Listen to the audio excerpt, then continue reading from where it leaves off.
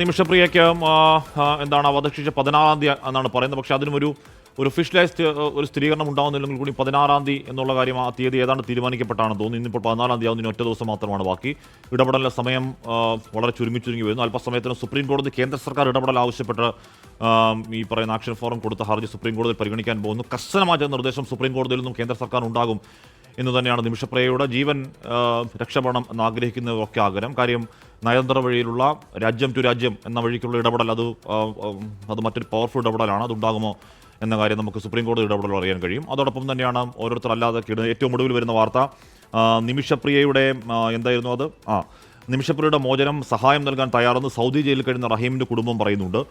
ദയാധനം സ്വീകരിച്ച് എമൻ പൗരൻ്റെ കുടുംബം മാപ്പ് നൽകുമെങ്കിൽ പണം നൽകാൻ തയ്യാറാണ് എന്ന് പറയുന്നുണ്ട്. റഹീം നിയമസഹായ സമിതിയുമായി കൂടിയാലോചിച്ച് പണം നൽകുമെന്ന് റഹീമിൻ്റെ സഹോദരൻ നസീർ 24 പറയുകയും ചെയ്തു. അപ്പോൾ എന്ന് പറഞ്ഞു കഴിഞ്ഞാൽ അവർ ഈ സമാനമായ രീതിയിൽ കൊലക്കാരൻ്റെ മുന്നിൽ നിൽക്കുന്ന ആദ്യ അറിവുള്ളവരാണ് ആ കുടുംബം. അതുകൊണ്ട് ഒരുപക്ഷെ റഹീമിൻ്റെ മോചനത്തിനായി പിരിച്ച തുകയുടെ ബാക്കി വല്ലതും ഉണ്ടെങ്കിൽ അത് നിമിഷപ്രിയ കൊടുക്കാം എന്നതാകണം ആ കുടുംബവും പറയുന്നത്. എന്തായാലും സമീർ മുഹമ്മദ് ചെയ്യുന്നു. സമീർ, ഈ കാന്തപുരത്തിൻ്റെ ഇടപെടൽ നൽകുന്ന പ്രതീക്ഷ വലുതാണ് എന്ന് പറഞ്ഞാൽ കാന്തപുരത്തിന് യമനിൽ വലിയ സുഹൃത്ത് വലയമുള്ള ആളാണ്. അവിടുത്തെ ഏറ്റവും പ്രധാനപ്പെട്ട ആത്മീയ നേതൃത്വമൊക്കെ വളരെ സഹോദര തുല്യ അടുപ്പമുള്ള ആളാണ് കാന്തപുരം അബൂബക്കർ. എനിക്ക് തോന്നുന്നു യമനിൽ പലയാവർത്തി പോവുകയും അവിടുത്തെ ഈ പറയുന്ന പരിപാടികളൊക്കെ പങ്കെടുക്കുകയും അവിടുത്തെ സർക്കാരിൻ്റെ ഔദ്യോഗിക അതിഥിയായി പോയിട്ടൊക്കെയുള്ള ആളാണ് കാന്തപുരം എന്നാണ് എൻ്റെ അറിവ്. തെറ്റാണെങ്കിൽ തിരുത്തണം. സമീർ, ആ ഇടപെടൽ നൽകുന്ന പ്രതീക്ഷ ചെറുതല്ല.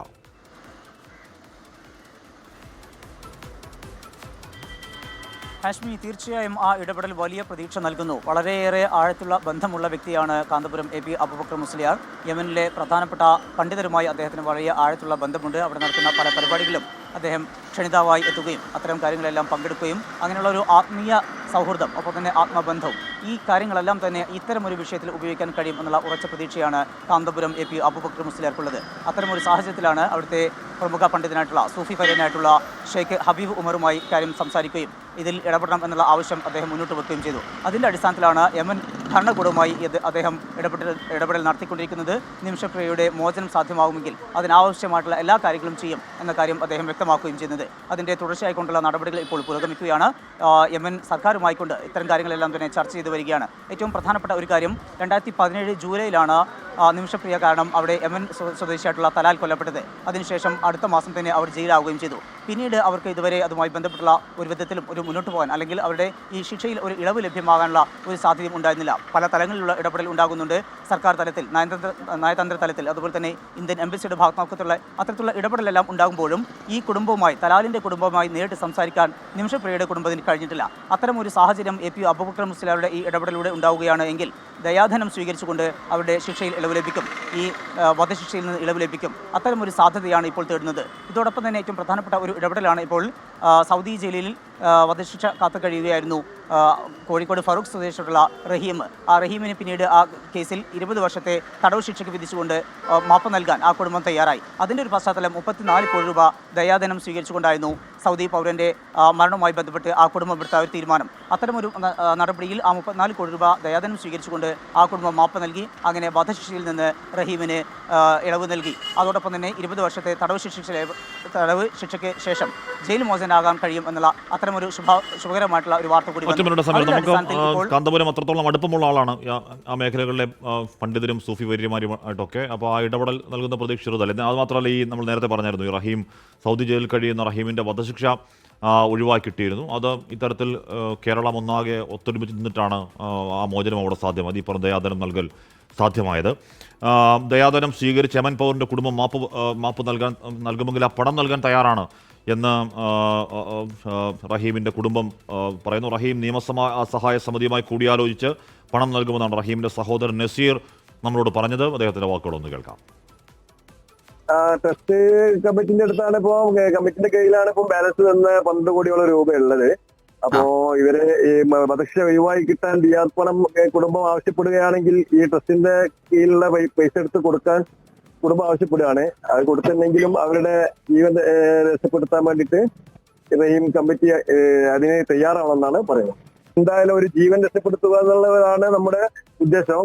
കാരണം ഈ ഫണ്ടിലേക്ക് ഒരാൾ മാത്രമല്ലല്ലോ, നൂറുകണക്കിന് ജനങ്ങൾ തന്ന പൈസയാണല്ലോ, പല ആളുകളും തന്നതാണല്ലോ. അപ്പൊ ഈ ഫണ്ട് ഇങ്ങനത്തെ ആവശ്യങ്ങൾക്കൊക്കെ ഉപയോഗിക്കാം എന്നുള്ളതാണ് നമ്മുടെ കുടുംബത്തിന്റെ അഭിപ്രായം. സമീർ തുടരുന്നുണ്ട്. സമീർ, അപ്പോൾ ഈ പറയുന്ന കൊലക്കയർ അവസാന മണിക്കൂറുകൾ, ആശങ്ക, മലയാളികളുടെ ഉദാരമായ സഹായങ്ങളൊക്കെ ഒക്കെ അനുഭവമായി, നമ്മുടെ മൊത്തം അനുഭവമായി നമുക്ക് മുന്നിലുണ്ട്. അപ്പോൾ അതിൻ്റെയൊക്കെ പശ്ചാത്തലത്തിലാകണമല്ലേ നിമിഷപ്രിയയുടെ ഈ പറഞ്ഞ ദയാദനം വാങ്ങി മാപ്പ് കൊടുക്കാൻ തയ്യാറെങ്കിൽ ആ പണം കൊടുക്കാൻ ഞങ്ങൾ തയ്യാർ എന്നാണ് റഹീമിൻ്റെ കുടുംബം പറയുന്നത്. സമീർ, തീർച്ചയായും കൂടപ്പിറപ്പ് നഷ്ടമാകുമോ എന്നുള്ള വലിയ ആശങ്ക നസീറിനുണ്ടായിരുന്നു. അതുപോലെ തന്നെ മകൻ നഷ്ടമാകുമോ എന്നുള്ള വലിയ ആശങ്ക ആ ഉമ്മയ്ക്കുണ്ടായിരുന്നു. ആ ഉമ്മയുടെ കണ്ണീര് കേരളം കണ്ടതാണ്, ലോകമെമ്പാടുമുള്ള മനുഷ്യസ്നേഹികൾ കണ്ടതാണ്. അതിൻ്റെ എല്ലാം ആകെ തുകയായിക്കൊണ്ടാണ് ആ 34 കോടി രൂപ ഈ ദയാദനം സ്വീകരിക്കാൻ തയ്യാറാണ് എന്നും മാപ്പ് നൽകാൻ തയ്യാറാണ് എന്നുമുള്ള ഒരു അറിയിപ്പ് ആ സൗദി കുടുംബത്തിൻ്റെ ഭാഗത്തുനിന്ന് വരികയും പിന്നീട് അതുമായി ബന്ധപ്പെട്ടുള്ള വലിയ പിരിവ് നമ്മൾ കണ്ടതുമാണ്. അതിൻ്റെ ഒടുവിലാണ് 34 കോടി രൂപ ആ ദയാധനം നൽകി. കൂടാതെയാണ് 12 കോടിയോളം രൂപ ഇപ്പോൾ റഹീം നിയമസഹായ സമിതിയുടെ നേതൃത്വത്തിൽ രൂപീകരിച്ചിട്ടുള്ള ആ ട്രസ്റ്റിൻ്റെ അക്കൗണ്ടിൽ ശേഷിക്കുന്നത്. ഇത്തരമൊരു ഘട്ടത്തിൽ അതിൻ്റെ എല്ലാ മാനസിക പ്രയാസങ്ങളും അനുഭവിച്ച ആ കുടുംബം സ്വാഭാവികമായും അത്തരമൊരു വിഷയത്തിലേക്ക് നിമിഷപ്രിയയുടെ കുടുംബം കൂടി എത്തുന്നു. ആ ഒരു വേളയിലാണ് അവരെ പരമാവധി സഹായിക്കുക. എന്ത് ചെയ്തു കഴിഞ്ഞാലാണ് നിമിഷപ്രിയയുടെ വധശിക്ഷ റദ്ദാക്കാൻ കഴിയുക, അതിനാവശ്യമായിട്ടുള്ള എല്ലാ സഹായങ്ങളും തങ്ങളുടെ ഭാഗത്തുനിന്ന് ഉണ്ടാകും. ഇപ്പോൾ ലഭ്യമായിരിക്കുന്നത് സാമ്പത്തികമായിട്ടുള്ള സഹായം നൽകുക എന്നുള്ളതാണ്. അതിനിപ്പോൾ 12 കോടിയാണ് കൈവശമുള്ളത്. അത് ട്രസ്റ്റിൻ്റെ പേരിലാണ് അക്കൗണ്ടിലുള്ളത്. ആ അക്കൗണ്ടിൽ കിടക്കുന്ന ആ 12 കോടി രൂപയും ഇത്തരത്തിൽ നിമിഷപ്രിയയുടെ മോചനത്തിനായി നൽകാൻ തയ്യാറാണ് എന്നുള്ള ഒരു വലിയ സന്ദേശം ആ കുടുംബത്തിൻ്റെ ഭാഗത്തുനിന്ന് വരുന്നു. അതിനെ സഹായിച്ച മലയാളികളുടെ ലോകമെമ്പാടുമുള്ള മലയാളികൾക്ക് അവർ നന്ദി പറയുകയും ചെയ്യുന്നു. ഇതോടൊപ്പമാണ് അവരുടെ ഇത്തരത്തിലുള്ള ഒരു വാഗ്ദാനം കൂടി വരുന്നത്. നിമിഷപ്രിയയുടെ മോചനം സാധ്യമാക്കാൻ, അവരുടെ വധശിക്ഷ റദ്ദാക്കാൻ ആവശ്യമായിട്ടുള്ള എല്ലാ സഹായങ്ങളും തങ്ങളുടെ ഭാഗത്തുനിന്നുണ്ടാകും.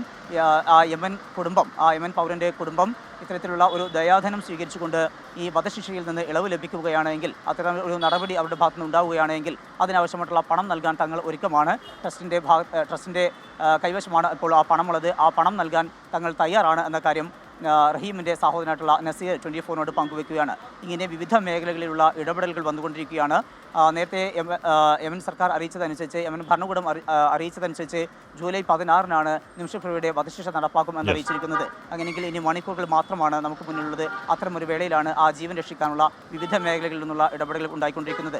സർക്കാരിൻ്റെ ഭാഗത്ത് നിന്ന് നയതന്ത്ര തലങ്ങളിലൊക്കെയുള്ള ഇടപെടൽ ഉണ്ടാകുന്നു. കൂടാതെ കാന്തപുരം AP അബൂബക്കർ മുസ്ലിയാരുടെ ഭാഗത്തു നിന്നുള്ള ഇടപെടൽ ഉണ്ടാകുന്നു. ഒപ്പം തന്നെയാണ് റഹീമിൻ്റെ കുടുംബവും ഈ വിഷയത്തിൽ അവരുടെ സഹായം, ഈ പറയുന്ന ദയാദനം സ്വീകരിച്ച് മാപ്പ് നൽകുക എന്ന ഓപ്ഷനിലേക്ക് എത്തിയാലും ആ പണം ഉണ്ടാക്കാൻ മലയാളിക്ക് വലിയ ബുദ്ധിമുട്ടുണ്ടാവില്ല. ഇപ്പോൾ ഈ റഹീം നിയമസഹായ സമിതിയുടെയും ബോബി ചെമ്മണ്ണൂർ സഹായം അഭ്യർത്ഥിക്കുന്നുണ്ട്. അതല്ലാതെ മലയാളികളൊക്കെ ഈ പറയുന്ന രീതിയിൽ നമ്മൾ റഹീമിൻ്റെ കാര്യത്തിൽ ഒത്തൊരുമിച്ച് നിന്നാൽ എത്ര ദിവസം കൊണ്ടാണ് ആ പറയുന്ന വലിയ തുക നമ്മൾ സമാഹരിച്ചത്. അപ്പോൾ പ്രശ്നമുണ്ടല്ലോ. പക്ഷെ ഉണ്ടാവേണ്ടത് ഈ പറയുന്ന മെയിൻ ഡോർ, പ്രധാനപ്പെട്ട ഡോർ തുറക്കാനുള്ള നയതന്ത്ര ഇടപെടൽ ഉണ്ടാവുക എന്നുള്ളതാണ്. ആ കുടുംബത്തിലേക്ക് വിശ്വാസപൂർവ്വം എത്തുക എന്നതാണ് ആ ദൗത്യം. ഇനി ഒറ്റ ദിവസം മാത്രമാണ് ബാക്കി. എത്രത്തോളം വിജയിക്കുമെന്നറിയില്ല. പക്ഷേ കാന്തപുരത്തിൻ്റെ ഇടപെടൽ നൽകുന്ന പ്രതീക്ഷകൾ വലുതാണ്.